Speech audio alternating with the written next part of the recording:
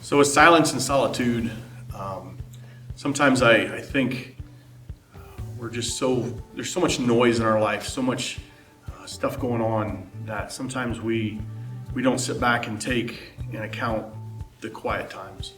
I like to hunt, I like to fish, I like to be outside, and with that comes just the quietness of one, God's creation, and two, me being silent, me being away from the TVs, away from the computers or the phones, and being able just to purposely, set time away from just life, but then also allowing God to speak. I've had opportunities to sit in a tree stand, which is very uncomfortable for me because I don't like heights. But my buddy has taken me a couple times. He's put me 20 feet in air and been able to get me my first deer, my second deer, that kind of thing. But this last year, I got to sit in a blind on the ground, which was really cool, but I was by myself. And that was, you're sitting there not doing anything, but it was just time to sit and be quiet. One day it was snowing, so I could listen to the snow.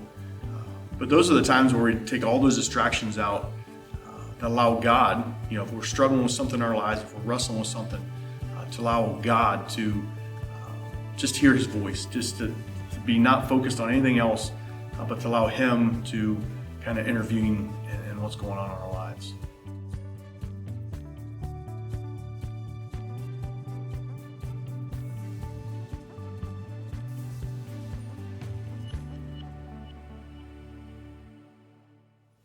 So some things that I may recommend is just finding a quiet place and we, and scheduling a time to have that quiet time. I know with my personal life, having kids, having a family, that time isn't always available sometimes. So making the most of those times is good. And also just being able to just to find that time, to find a spot. And if you do it once a week, if you get to do it once a day, that's great. But purposely setting up time, scheduling time to be quiet. Just like turning the TV off, or there's always something going on. I listen to the radio, or when I'm out feeding my animals, we have a radio on out in the barn for them. So there's always noise. There's always stuff going on. But sometimes I know it's hard to do sometimes, but even riding in your car to shut your radio off and just drive. You'll be interested to see what comes into your mind at that point instead of the distraction of the radio, or you still need to pay attention to driving, but it's the thoughts that come into your mind, whether God's trying to reach you for something or you're struggling with something.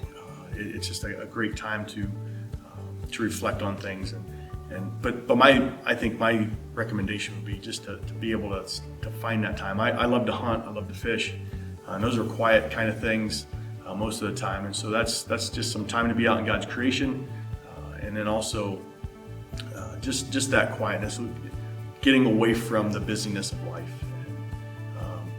And, whether you're sitting on your front porch, in the morning with your cup of coffee, or whether it's in the evening, once your day is done, you're reflecting on your day with whoever's there at the house, is a good time to do that with.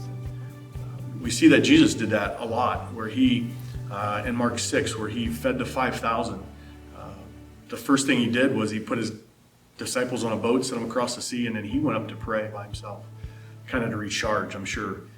But he talked to his Father, and then once he was done with that, then he did the cool miracle walking on the water out to the boat. And so that's just a time. But he showed us how he used the individual time as well as he did corporate with his disciples only, and then I'm sure with the audiences as well.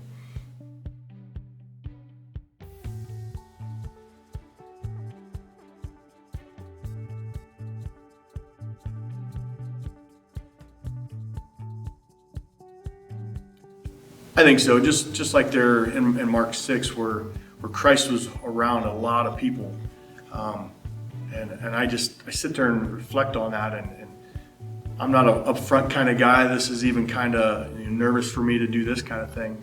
But here he is around thousands of people with the corporate worship and stuff. And then he took time by himself, but then he came back into that community of corporate worship. And I think there's a fine balance there where you need your alone time with God, but then you also need time to worship with other believers.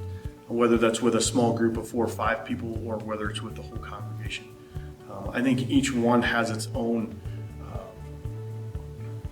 how should I say, each one is equal in its sense that you need each one of them equally, and not just to take yourself completely out of the situation and hide yourself. I always say that if I could, I'd buy land and go move in a cabin where nobody could get to me.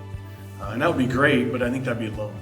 I don't think God wired us to be in solitude all the time. I think, and that's our mission, is to reach people. And how are we going to reach people if we're constantly being in solitude?